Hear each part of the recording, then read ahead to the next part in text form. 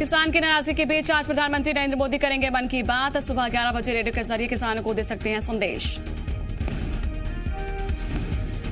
गृहमंत्री अमित शाह ने किसानों के बातचीत का न्योता दिया है। कहा कि पुलिस की तरफ से तय जगह पर पहुंचे किसान गृहमंत्री की अपील पर आज किसान यूनियन बैठक के बाद लेगी फैसला।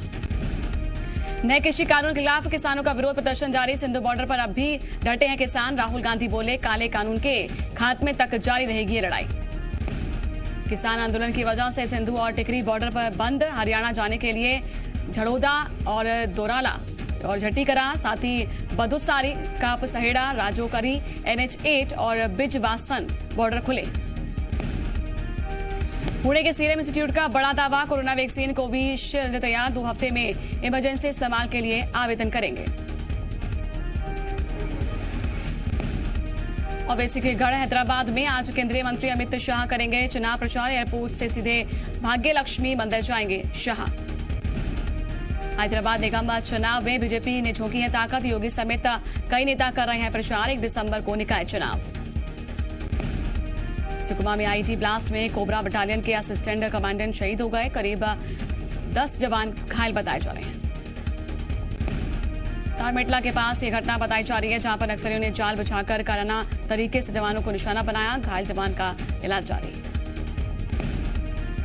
छत्तीसगढ़ के मुख्यमंत्री भूपेश बघेल आज जांजगीर चांपा के दौरे पर रहेंगे और यहां पर शिवरी नारायण में सीएम ग्राम कथा कार्यक्रम में शामिल होंगे। दोपहर करीब 1 बजे सीएम भूपेश बघेल मंदिर के दर्शन करने के बाद शिवरी नारायण के महंत लालदास महाविद्यालय परिसर में आयोजित कार्यक्रम में शामिल होंगे। 3 बजे के बाद मुख्यमंत्री मेला ग्राउंड पहुंचेंगे, जहां पर राम वन गमन पथ पर्यटन परियोजना का निरीक्षण करेंगे। रायपुर में शनिवार को कांग्रेस समन्वय समिति की बैठक हुई और बैठक के बाद पीसीसी चीफ मोहन मरकाम ने बताया कि कांग्रेस में ब्लॉक, जिला और प्रदेश स्तर के सभी पदों पर 15 दिन के अंदर नियुक्तियां कर ली गई। मोहन मरकाम ने बताया कि सरकार इसी साल निगम मंडलों में भी नियुक्तियां कर लेगी और वहीं पर इसी के साथ ही बैठक में सरकारी कामकाजों को जनता तक पहुंचाने का रोडमैप पर भी चर्चा हुई है। 2023 के चुनाव को लेकर नए सिरे से कार्यकर्ताओं को ट्रेनिंग दी जाएगी। सीएम भूपेश बघेल की अध्यक्षता में सीएम आवास पर कैबिनेट की बैठक हुई, जिसमें कई अहम फैसलों पर लिए गए हैं। पर ITI के छात्रों को प्रायोगिक प्रशिक्षण देने के लिए औद्योगिक प्रशिक्षण संस्थाओं को खोलने का फैसला लिया गया। शिवराज सरकार ने सरकारी कर्मचारियों को तोहफा दिया। कर्मचारियों को राहत देने के लिए विशेष नकद पैकेज स्कीम लॉन्च की है। इसका आदेश वित्त विभाग ने जारी कर दिया। सरकारी कर्मचारी 12% से ज्यादा GST वाले सामान खरीदेंगे तो 2,000 से 4,000 रुपए नकद मिलेंगे। शर्त यह है कि इस राशि से 3 गुना ज्यादा का सामान खरीदना होगा। खरीदारी का डिजिटल पेमेंट करना होगा। बालाघाट में विद्या बालन की फिल्म की शूटिंग रोकने का कांग्रेस ने आरोप लगाया। कांग्रेस ने कहा कि वन मंत्री विजय शाह ने विद्या बालन को डिनर का न्योता दिया था, जिसे ठुकराने पर वन विभाग ने शूटिंग रोक दी।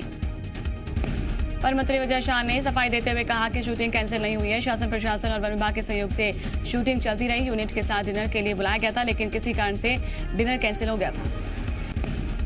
MP बीजेपी के प्रशिक्षण कार्यक्रम पर कांग्रेस ने निशाना साधा। भूपेंद्र गुप्ता ने कहा कि गांधी की बुराई और गोडसे को राष्ट्रभक्त सिंधिया समर्थक कैसे कह पाएंगे। सरगुजा संभाग के सबसे बड़े अस्पताल अंबिकापुर मेडिकल कॉलेज में चल रहे निर्माण कार्य का स्वास्थ्य मंत्री TS सिंहदेव ने किया निरीक्षण। काम को जल्द पूरा करने के निर्देश।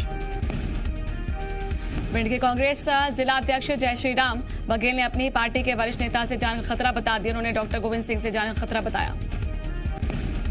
SP ने श्री राम बघेल को सुरक्षा मुहैया कराई है। वहीं पर जय श्री राम बघेल ने डॉक्टर गोविंद सिंह पर मेगांव चुनाव में भितरघात करने का आरोप लगाया था। पार्टी से निलंबित करने का भी प्रस्ताव भेजा था। सीएम शिवराज सिंह चौहान ने अपने ससुर घनश्याम दास मसानी की अस्थि को संगम में विसर्जित किया है। वहीं पर इससे पहले वो अपने ससुराल महाराष्ट्र के गोंदिया पहुंचे थे, जहां पर अपने ससुर की अस्थि कलश पूजन में वो शामिल हुए। किसान आंदोलन को लेकर MP के कृषि मंत्री कमल पटेल ने कहा कि जिनकी दलाली बंद होने जा रही है, वो किसानों को भड़काने का काम कर रहे हैं। बड़वानी में आयोजित हुए गौरव जनजाति कार्यक्रम में कांग्रेस विधायकों को नहीं बुलाने पर बाला बच्चन ने सरकार पर सवाल उठाए। बाला बच्चन ने कार्यक्रम में कोरोना गाइडलाइन का जमकर उल्लंघन किया। बाला बच्चन ने इस मुद्दे को विधानसभा में उठाने का ऐलान किया। कोरोना के बढ़ते संक्रमण को देखते हुए मध्य प्रदेश में 8वीं तक की कक्षाएं 31 दिसंबर तक के लिए बंद रहेंगी। स्कूल शिक्षा विभाग ने इस संबंध में आदेश जारी किए। भोपाल के पीपुल्स मेडिकल कॉलेज में कोरोना के कोवैक्सीन को लेकर हो रहा है ट्रायल के निरीक्षण के लिए चिकित्सा शिक्षा मंत्री विश्वास सारंग पहुंचे। छत्तीसगढ़ के शिमला कहे जाने वाले मैनपाट में पर्यटन को बढ़ावा देने के लिए संस्कृति मंत्री अमरजीत भगत ने मैनपाट का दौरा किया। मंत्री अमरजीत भगत ने मैनपाट में जलजली नाम की जगह का निरीक्षण किया। धर्मांतरण को लेकर उमा भारती के बयान को विश्वास सारंग ने बताया सही। कांग्रेस पर उस बयान को तोड़ मरोड़ कर पेश करने का आरोप लगाया।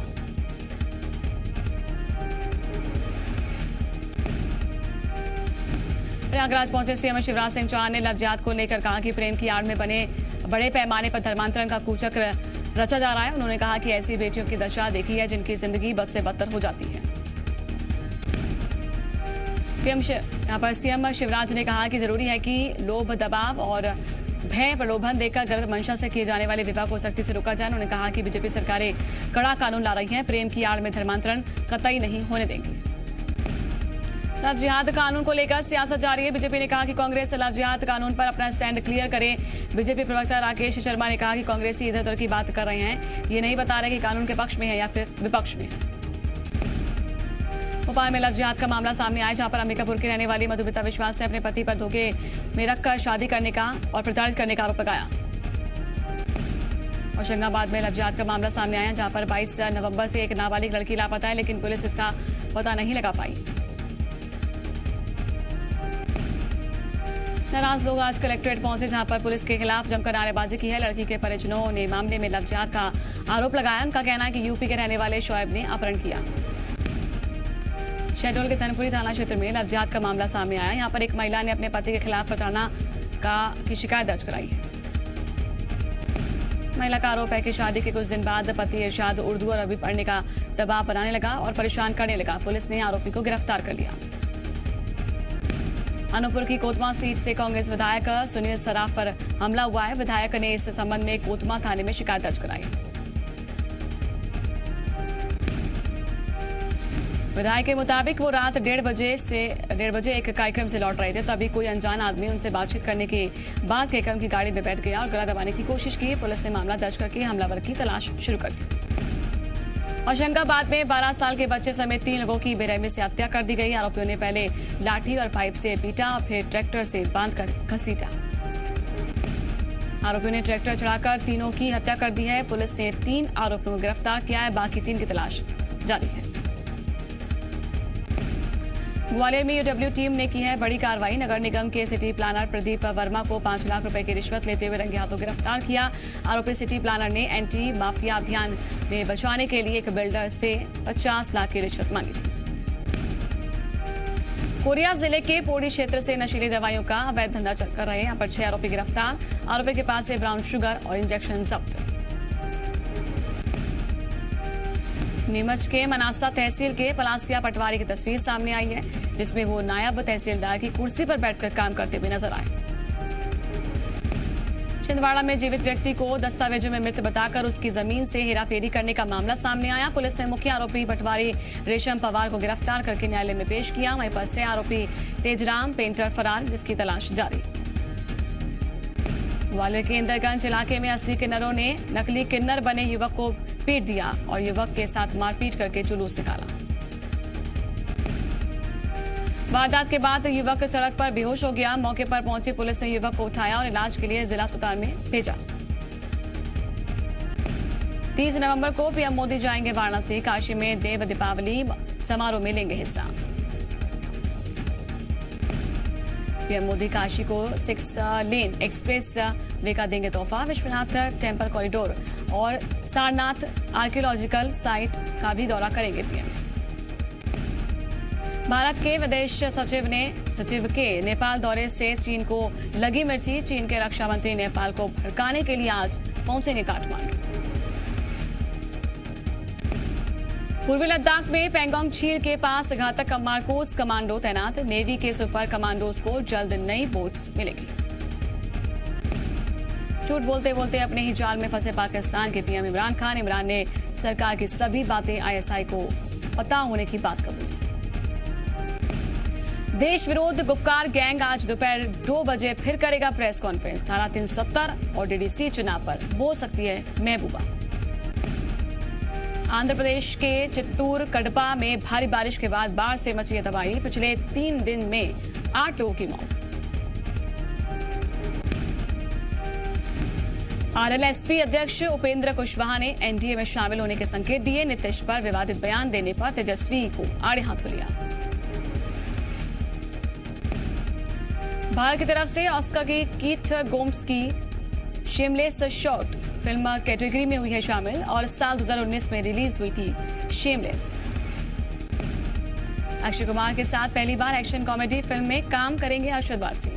फिल्म में बच्चन पांडे में कृति सेनन भी आएंगी नजर। प्रभास और सैफ अली खान की आदि पुरुष में सीता बनेगी कृति सेनन। अब फिल्म में प्रभास भगवान राम का किरदार निभा रहे हैं।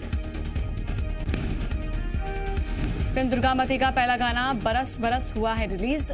छाया भूमि और करण का रोमांटिक अंदाज।